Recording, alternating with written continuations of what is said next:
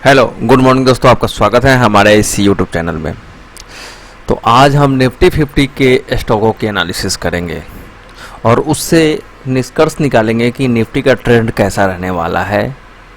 तो सबसे पहले क्योंकि बाज़ार में एक इम्पॉर्टेंट टारगेट जो दिया गया था वो अचीव होने के बाद बाज़ार रेंज बाउंड ट्रेडिंग की एनालिसिस की गई थी कल के वीडियो में, और आपने देखा उसी रेंज में मीन्स के ऊपर के लेवल से नीचे आया और नीचे से फिर आकर के सेंटर पॉइंट पे आके बंद हो गया है। तो क्या इसी मूवमेंट में 10,970 और 80 चला जाएगा? जो मंडे को मैंने एनालिसिस किया था कि ये बॉटम प्राइस बनने वाला है, यहाँ पे शॉर्ट करने की कोशिश बिल्कुल भी मत कीजिए। जब भी हम 10,230 40 के आसपास का हाई लगाएंगे तो गिर के दोबारा हम यहीं आएंगे। तो क्या इसी मूवमेंट में होगा या दोबारा अटेम्प्ट करेगा 200 के आसपास? और डेट भी हमने 27 तक तेजी का बोला था, तो 27 होने में 2 दिन का बाकी है, मीन्स कि 2 ही दिन ट्रेडिंग सेशन है फिर मंडे तक। तो ओवरऑल आज और कल के बाद 27 तारीख तक तेजी रहने के बाद ट्यूसडे वेडनेसडे तक फिर से हम आ जाएंगे।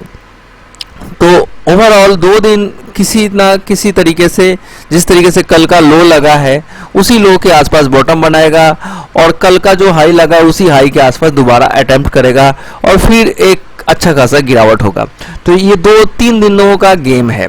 तो ये इससे निष्कर्ष ये निकलता है कि बाजार में sell on rise strategy use करना है ऊपर के लेवल पे, निफ्टी स्पेसिफिक। लेकिन उससे पहले निफ्टी 50 के स्टॉक क्या बोल रहे हैं उसकी हम एनालिसिस करेंगे।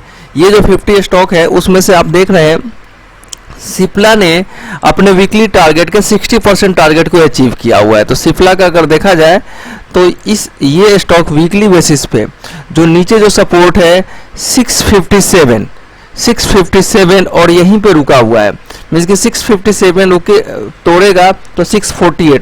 तो ओवरऑल ये 657 जल्दी टूटने वाला इस स्टॉक का नहीं है क्लोजिंग बेसिस पे।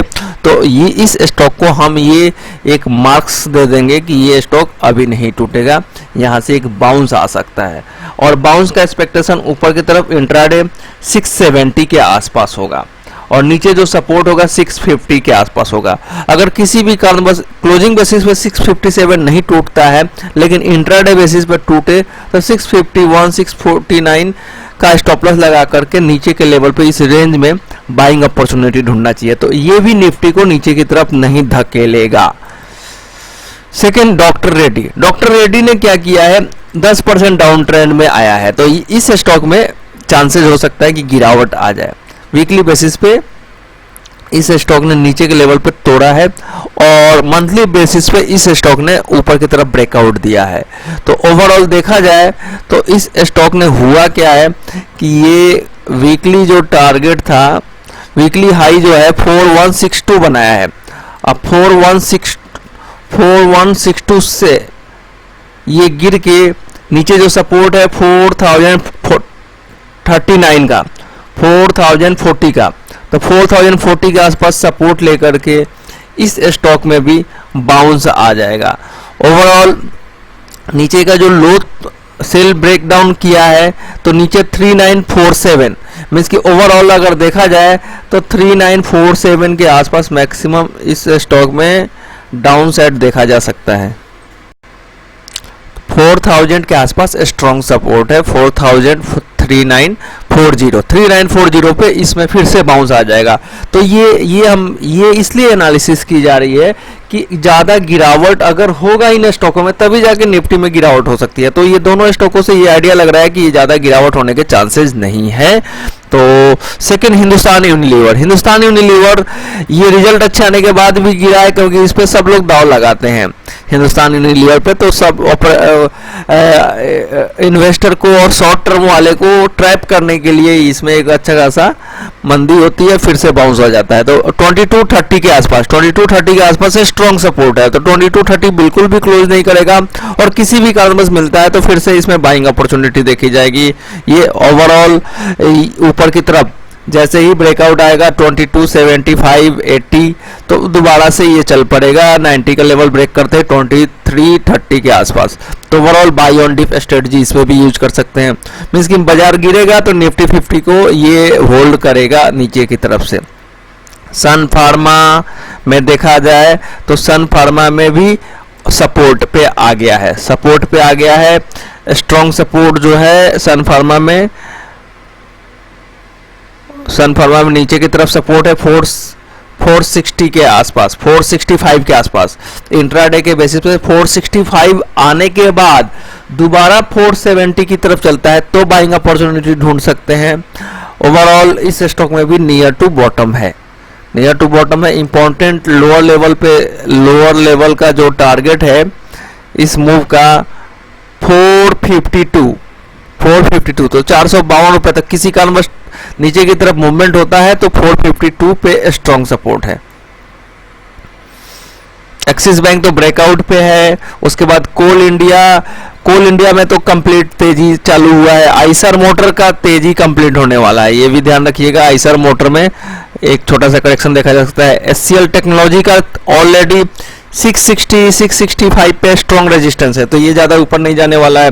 एचडीएफसी बैंक में भी एक ऊपर के टारगेट के नियर टू है। और आईसीआईसीआई बैंक भी अब ऊपर का कंप्लीट कर चुका है, नीचे ज्यादा नहीं गिरेगा लेकिन ऊपर का काम कंप्लीट कर लिया है तो 10 रुपए की करेक्शन इसमें आ सकता है। इन्फोसिस 660 पे स्ट्रॉन्ग रेजिस्टेंस है, ऊपर जाता है तो 960 पे स्ट्रॉन्ग रेजिस्टेंस है।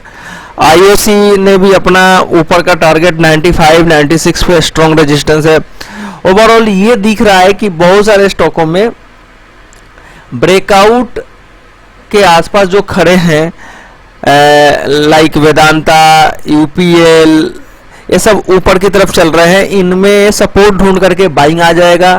और जो नीचे आए हुए हैं सिप्ला, डॉक्टर रेड्डी, हिंदुस्तान यूनिलीवर, सन फार्मा, इनमें नीचे से बाउंस आ जाएगा।